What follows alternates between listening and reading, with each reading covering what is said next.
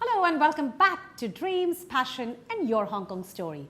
Today we have with us a very dynamic and a versatile personality, someone who's very regarded in Hong Kong in the sphere of internet and technology, someone who was responsible for bringing the internet service provider to Hong Kong. Let's meet Yat Siu, founder, Outplace and Animoca. Hello Yat and welcome to our show. Thank you.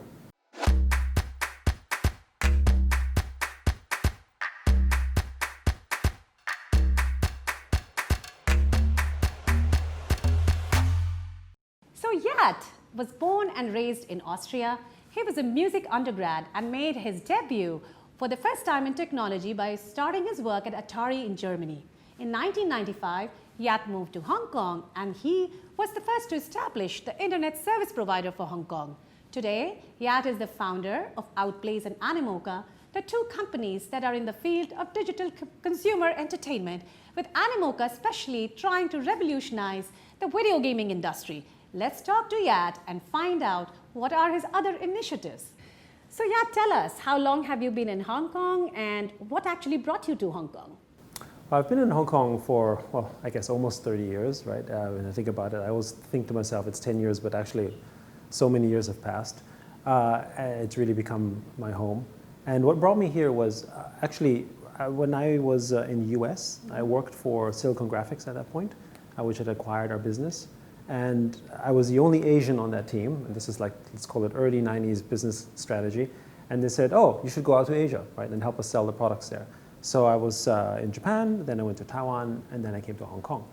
And a few things happened in Hong Kong that sort of made me stay here. The first one is because of my father, I was able to get permanent residency, but I didn't know what that meant at the time. So which meant that I didn't need a visa to stay here. So that was sort of the practical aspect of it. But the other one was that I couldn't get my email.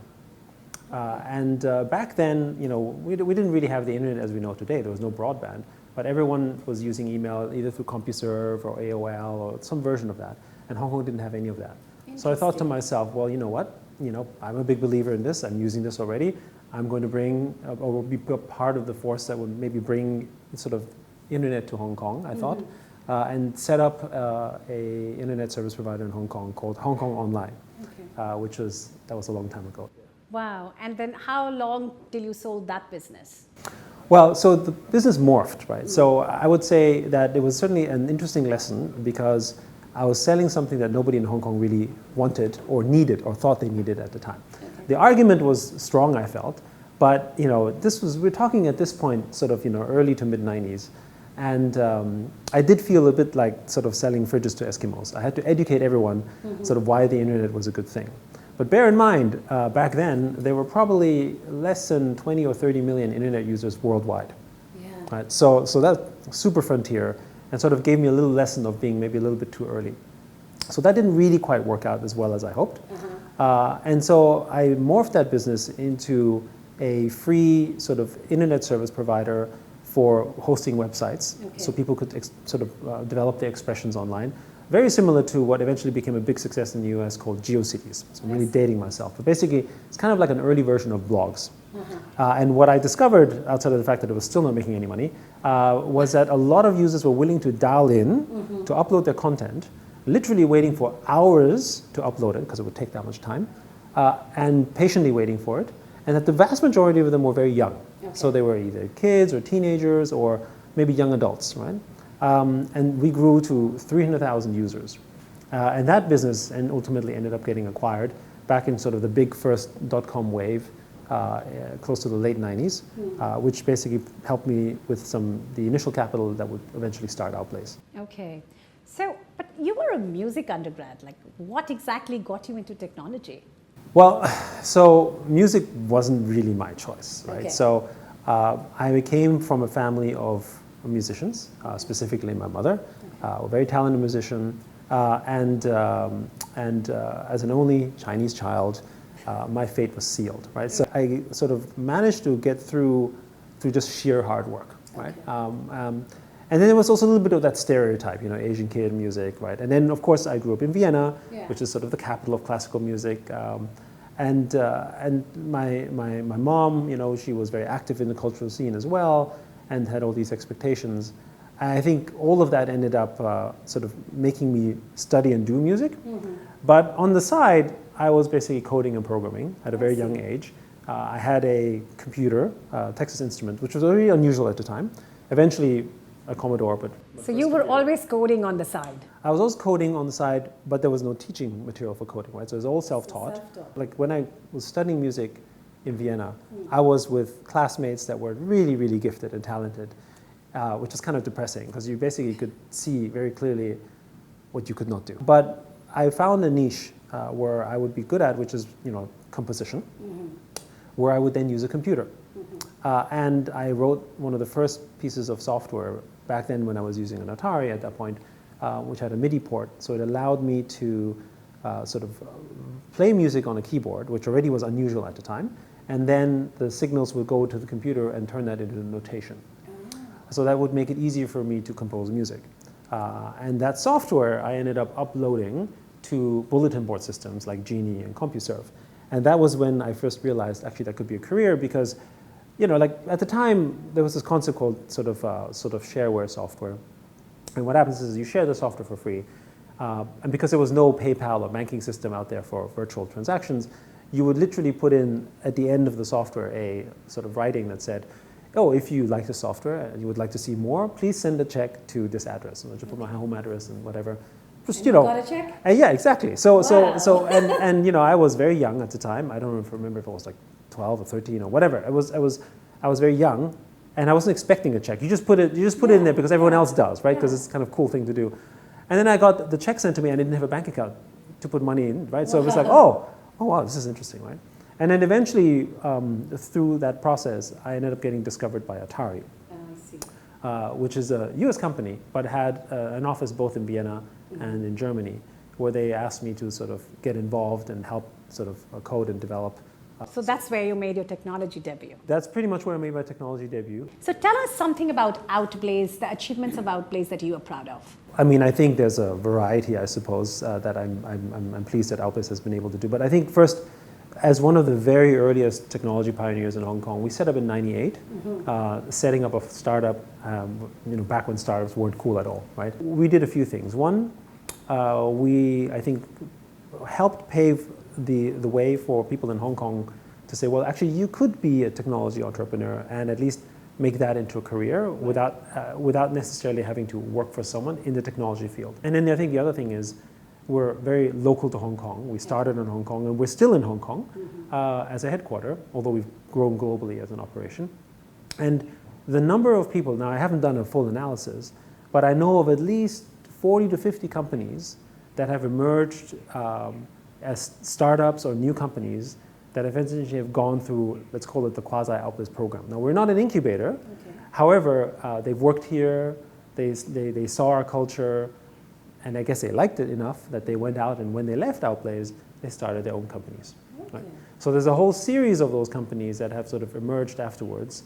Some of them, perhaps even bigger than us, that sort of went through the 𝐬𝐻 school, as it were, even that wasn't the intention. So I think in that sense, we've created a fair amount of impact to the local ecosystem as a small but initial feeder. Why did you choose digital consumer entertainment as a category to expand? Like now you also have Animoca. What is the impact that Animoca is also trying to create by introduction of blockchain technology? Regardless of what we do, the sort of, let's call it mission and goal for us is to drive both impact with purpose. So why am I focused on consumer? Is because we think both the impact and purpose is more powerful. Now that's not to say that enterprise can't drive that. Absolutely, right? There's many great examples of companies that have driven incredible impact and purpose, but that's just not in the speed that we would like it, because I'm a fairly impatient guy. So I like to see results fast. And we always felt when the internet was growing, so when we started 𝐬𝐻 in 1998, there were 36 million internet users worldwide. That was it. 36 million internet users. Right. It was not the beginning. The internet started earlier. So when you started? Yeah, when we started 𝐬𝐻 in '98, there were 36 million internet connections. So you just got to take that in context. That means in Hong Kong, you might have a couple 100,000 of them. So how do we get to a point where we could bring that industry to billions of users? Well, either we kind of try to do it for corporate, which I found was hard when I was trying to build an ISP, or we tried to go consumer, which I found was easier because the young generations or the millennials or the tweens or whatever were like, hey, this is cool technology, I like this, and they were easier to adopt. So I could reach users faster in the consumer side and therefore deliver impact much faster. But there are also different risks, right? I mean, with that versus going enterprise. But anyway, that's the reason we focused on that. And when we started Outplays, we ended up becoming a big pioneer in email. Okay. So we were one of the largest email service providers in the world before IBM acquired us, and acquired that business to make it part of their sort of Lotus Notes cloud computing division for email specifically. But that was one example, because we looked at what was a killer application that would help drive mass adoption for email, for internet, and that was email. Right, because that was the form people were communicating. So we ended up coming up with a very generous product. And then we ended up partnering with others by white labeling technology, where we provided them the email technology so they could run their own hosted email sites. And at one point, maybe something like 30, 40, or maybe even half of US internet traffic flowed through our email servers in one way or the other. Wow. Right? So at one point we were very influential. When at our peak we had like maybe 90 million accounts. Right? Wow. Which, of course, today is a small number in relative terms, but back then, relative to the global internet, was a very large number as the internet started to rise. And so we powered the sort of companies like, we had like the Network Solutions as a client, Register.com, Mail.com, like a whole range of large sort of brands that you might have recognized back then. Yes. And they were all powered by our backend. But we were clear that we wanted to have consumers use the service because they're the ones who would use it and then drive influence, we thought, to the enterprise markets. So that's kind of what we did with Outplays. It was the fact that IBM bought all the assets for that part of the business, so we didn't have a business in the area. And also we had a non-compete, which is very standard. So in a non-compete, which in this case was 3 years, we couldn't be in a similar business space. Fine. So and we already had been active in the gaming side already, and we basically tried to focus more on the consumer gaming side. And the very first wave we attached on that we saw quite a bit of success was mobile gaming, so smartphone gaming. We had one of the sort of top games back in 2010, 2011, and became a leader in smartphone gaming, which is a very large industry today. It's bigger than movies and music put together. Wow. Right? $150 billion industry last year. 2.5 billion people who play games. But one thing that we realized in the gaming industry was that so much money was being made in the industry, but the users themselves who played in it actually didn't get to benefit from it really. They were simply, the benefit was fun and social, but they don't actually get any value from it other than that. One of the big things is to deliver true ownership in these items, because then you can make that into a profession, into a business, into something really tangible, because we spend so much time in those virtual worlds. When you play the game, every asset that you own inside the game is yours, really yours. Now, this is sort of metaphorically speaking not straightforward, because when you ask someone who plays a game and he buys a gun or a skin or a car in the game, he thinks of it as ownership. Right? He doesn't think of it as, I don't really own this.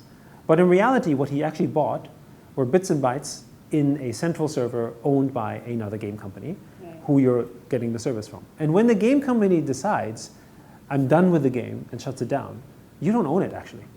Right? It disappears. Then we think that that will usher in a completely new form of sort of virtual asset class that does not exist today. Games themselves today, there's many of them, right? Games themselves today are like our virtual worlds, very much like independent feudal kingdoms, walled gardens. There's no trade in, no trade out. You do everything inside that universe. If you want to leave to play another game, you give everything up and you go to another game and you play that world. Wow. That's where it is today, right? But what we've seen, historically speaking, feudal kingdoms have a maximum size in which they can grow. And what opens them up is free trade. So when I can suddenly trade my items from game 1 to game 2 to game 3, it's kind of the same as if I suddenly can trade items within the European Union or the world, and then that entire ecosystem benefits. But the way the benefit happens is because everyone participates. So we're talking about a growth of, a massive growth of opportunity, because not everyone has a vested stake. So if your son, for instance, was to play his favorite game, and the assets that he has are, he puts in $10, and these are really $10 worth of assets. He could make them better by sort of doing things to the assets or performing on them. They could be worth $100, $500, or $1,000 maybe, or they could be just worth $10 or less, and then when he leaves the game, he can sell it to someone else, right?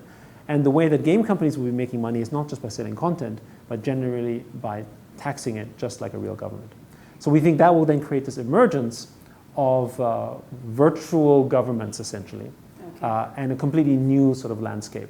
And I think blockchain is the only way currently to do that, because blockchain validates your digital provenance in a decentralized authority that you can't tamper with, right? Because right now the problem is, let's say I was to say, you really own this digital cup, if it wasn't a game.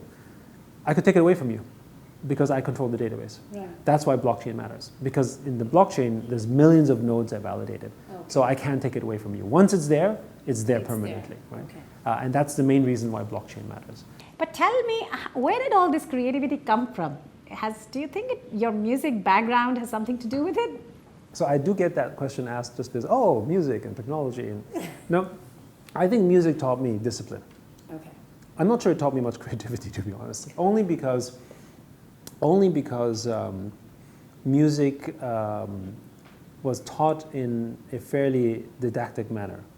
And I think, we separately have a project that's not related to any of this around sort of trying to make music more fun and entertaining, because I felt that music should be a creative activity, but is possibly taught in one of the most uncreative ways possible, rote learning. I think what arguably made me sort of, let's call it creative, is I would say that I'm a fairly strong, maybe divergent thinker. Right? So I think divergent thinking, and of course empathy is related to that. Divergent thinking, I think, is perhaps the more important skill than think of it as purely creative, right? Meaning that I look at a situation and I see many options. But there are some people who are more convergent in their thinking who will see a situation and only see one solution. Right? So there's strengths and weaknesses to both, right? You need both. So tell us what about a challenge you have faced that has made you emerge stronger. In the setup, I would say I've had multiple challenges. So I don't know that I can really pinpoint one particular one. But I think maybe one of the challenges that really sort of made me think about the situation was when I first came to Hong Kong and I set up my first ISP, Hong Kong Online.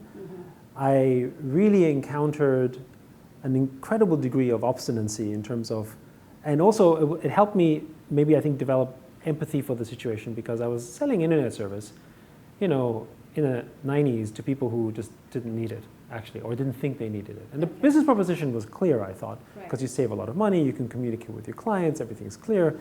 However, they're like, why do I need this? There's something called DHL, I can send stuff over quite easily. There's the mail, I just don't need to focus on this.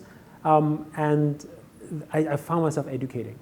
And that was probably my very first lesson with sort of the fact that you could be very advanced in technology, but if you're so advanced and ahead, then you're in this innovator stage. And that stage could be 10, 20 years even, where you're basically sort of talking about a great use of technology, which is still true. However, you're so early, it doesn't matter, right? And thinking about the right timing, even though that's not an exact science, became even more important. However, I would say that I think if I was to draw experiences from setting Hong Kong Online in sort of the early to mid-90s to today, I actually think that blockchain is more advanced. And the reason why blockchain is more advanced is that there's roughly 40 to 50 million people right now that are sort of active in blockchain, which is still small. But unlike the internet back then, everyone's kind of heard of blockchain somehow. They don't know what it is necessarily. They heard of this thing called Bitcoin. They look at it as that's kind of weird, maybe dubious, who knows, right? However, they've heard of it, right? And so it's there. Whereas back then, actually, a lot of people, when I talked about even email, it was like, what is that? I have no idea what that is. And I don't necessarily want to be in a place of business where it's like that again. So I think Hong Kong has been good to us, broadly speaking. I mean, obviously ups and downs for every place. I think to some degree, the fact that we were, for a period of time, one of the only players in Hong Kong in our field gave us a little bit of an advantage. And I think we definitely sort of got support from that. However, as the sort of world became smaller, as it were, the connectedness of Hong Kong gave us a specific geographic advantage, obviously coronavirus aside, that people from all over the world would be willing to come to Hong Kong. So talent is one of those tricky things that you can't just get easily, right? The war for talent is global. Right? I mean, people say, oh, there's less talent in Hong Kong, or there's less talent in whatever region, there's more talent in Silicon Valley. Maybe in absolute numbers that might be true, but there's also way more competition in Silicon Valley.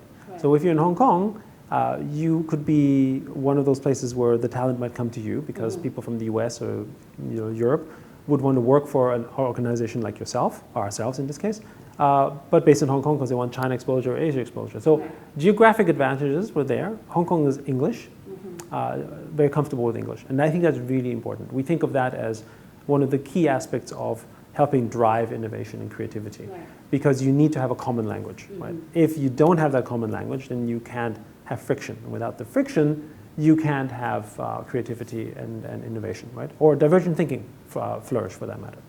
So I think Hong Kong's been very good for us that way. But Hong Kong is also not the place where we can grow to 10,000 people. Or not that we want to actually do that, but it's hard because it's a smaller place, right? And Hong Kong is also not a place for a domestic market. So almost none of our business is domestic in Hong Kong. Most of our business is international. US, Japan, Korea are big markets for us. So we are, of course, present in those locations, and we have offices in those locations. And I think for us, again, aside from this entire momentary sort of circumstance, the fact that Hong Kong has been such a great central hub means that you can fly to all of these locations very easily. If I need to be in Finland, where we have an office, I can just take a direct flight. If I need to go to London, if I need to go to New York, if I need to go to San Francisco, I mean, we have a big development office in Buenos Aires. I mean, all these places are easy to access, relatively speaking, from a central hub like Hong Kong. And that's one of those things that really benefits. So what's next for 𝐊𝑚? Where do you see yourself in the next 5 to 10 years? So we don't necessarily have a 10-year plan. To me, I think that's just too far ahead. So I typically look at more sort of what I'm trying to achieve, whether this is 1 year, 2 year, whatever, or 5 years. The big thing right now is we're trying to drive very much blockchain adoption through games. And in particular, as you mentioned earlier, changing the landscape of video games. But not changing the landscape for video games because we think it's important sort of for video gamers per se in that sense, but rather that we think it creates a whole new economic landscape when virtual digital ownership is commonplace. While the internet offered this wide distribution, it was easy to centralize control because of where the data is stored. Right? So that means companies like Facebook and Amazon and Google, because of their centralized ownership of the data, have all the power. And this is why we're so excited about blockchain. Because blockchain promises to do what the internet should have done, which is essentially distribute and fractionalize that in a way where ownership is no longer controlled by one, but must be to have the governance owned and distributed by millions. Right? So if I send you, the Bitcoin you might receive may not be worth $1, or it could be worth $5,000, whatever it is. However, you know that you definitely received that, and nobody can take it away from you.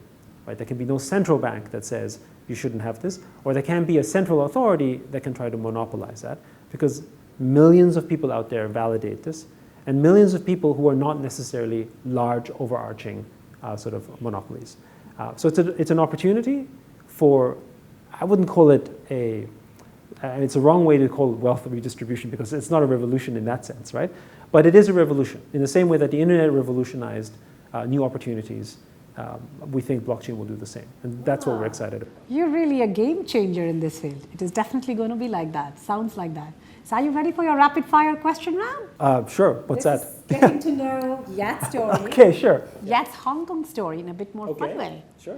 So, all right. So your favorite way to hang out with friends and family in Hong Kong? Well, I mean, I'm very much a mountain kind of guy. So mountain kind of guy. So I hang a lot in the mountains, or relatively speaking in Hong Kong, it's more like hills, but still, we hike a lot.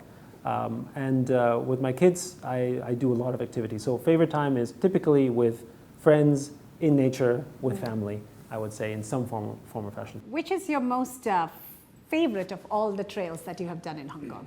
I know a little bit more about you on that angle because we've done a few hikes together.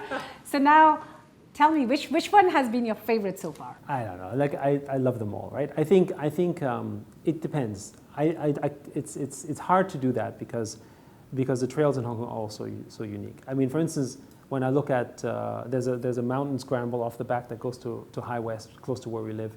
I love that because it's convenient, right? I can do that. I literally step out of my house, go with my dog, wife, or maybe kids, and in literally 5 minutes, I'm on the mountainside. And I'm basically, so I love that because where else can you do that? And when you're at the top of High West, on one side you see old city, and the other side is more green. Right. And it's kind of a high spot in the Hong Kong island. Yes. And or when you see it in the sunset, and you kind of go, wow, this is Hong Kong, right? It's a city, which is all concrete, sort of, economic capital, all that kind of stuff. And then you have all this greenness, right? Hong Kong has so much to offer, right? So I think this is the part that is so unique. Which other place in the world has mountains, nature, and bustling city life, literally within minutes away? Exactly. I think Hong Kong is truly unique that way. Okay, 3 words that describes your Hong Kong life. 3 words to describe my Hong Kong life, I would say passion, purpose, love. So what are you most proud of as a Hong Konger? I don't know if you can say, I think it's hard to say one thing, but what I am proud about Hong Kong as a Hong Konger is I do sense, despite all of what's going on here in Hong Kong, there is, I think, still ultimately a strong sense of community in some form or fashion. There may be relative distrust to government, but we are still ultimately a strong community. I mean, if you look at, for instance, the coronavirus response, we could have dealt with it in all sorts of ways, but at the end, the community did come together. People are wearing their masks. Whether you need them or not, it's all relative, but people are doing it for safety, not necessarily just because it's for their own safety, but it's for the safety of others, right? Yes. The same is true for when you have to rub your hands with alcohol and whatever. Again, you do it for others, not just for yourself, right? So I think that's a very strong sense of community, which Hong Kong has, and which fuels, I think, like the underbelly, I would say, of Hong Kong, as unhappy as some of the elements have lately been, is that sense of community. Okay. And I think that's the one that has that, let's call it, unbreakable spirit in one form or fashion, right? And so I think that's the thing that sort of gives it that sort of phoenix quality of Hong Kong, that sort of constantly rises when there's struggles and people feel like, oh, it's the end of Hong Kong. I mean, the headline of the end of Hong Kong has, I don't know how many times we've seen this, but we've seen this plenty. And then somehow it's just still around and actually emerges stronger the next time around. I think that's Hong Kong. So as a business leader, what would you tell the global business leaders around the world? Why should they engage with Hong Kong? Well, my first comment is that if you're a business leader and haven't engaged in Hong Kong yet, then I'm not sure that you're a business leader. Even though as a city, maybe Tokyo or Beijing or Shanghai might be bigger in sort of absolute numbers, but you can conduct business in English in those places the way you do. It's not a place where people are comfortable with, and pre-coronavirus and everything else, Hong Kong is, often uttered in a very positive way in terms of it's wonderful, it's great, it's like entertaining, it's all that stuff, right? And you can easily conduct business with. That's why, like, if you're a global business leader, you will have had to have sort of some connection with Hong Kong. And if you're not, I would say you're definitely missing out. But more importantly, maybe your business isn't quite as global as you think it is. Okay. So how would you invite the people of the world to come to Hong Kong? Right now, I would say Hong Kong is the safest place on earth if you want to stay away from the coronavirus, right? However, that aside, the engagement to me is Hong Kong is super friendly to do business with. You go in, everyone's quite pragmatic. It's not complicated. It follows very much, let's call it more Western business rules, but in a sort of Chinese context or Asian context. So I think that makes it really practical. Also, it's quite no nonsense. So if you want to really just get stuff done, you can get stuff done. There's no peer pressure to be doing sort of crazy drinking or to be doing sort of other sort of aspects of, let's call it, traditional business natures. I wouldn't look at Hong Kong necessarily as purely the gateway to China. Honestly, if you're just interested in China, there's better ways of doing that, right? You can go straight into sort of, Shanghai or Beijing and so on. What I think makes Hong Kong special is that it is, from an Asian context, both a combination of the most international, right? If you think about the mixture of ethnic, cultural groups that are here, it's incredibly multicultural. And then I would say that the people who are in Hong Kong are also a bunch of people that are generally more sort of chaotic, if that's the word, daring or enterprising. So if you enjoy that with a diverse mix, then Hong Kong is good, because Hong Kong is a bit messy, which is good because, in a sense, right? So if you want to have innovation or disruption or cause a little bit of trouble in established frameworks, Hong Kong is great. You know, Singapore is also a melting pot, and is also great that way, except you can't really mess things up too much. Well, you can be entrepreneurs, right? I would say, but if you want to be a disruptive entrepreneur, I think Hong Kong is better than most places, especially from a multicultural aspect, because everyone's very comfortable with English as well. Thank you so much, Yat, for making time for us today, and we wish you all the very best in all your future endeavors. Thank you. Same to you. Stay tuned for our next episode on dreams, passion, and your Hong Kong story, where we bring you yet another fascinating story from this wonderful land, Hong Kong.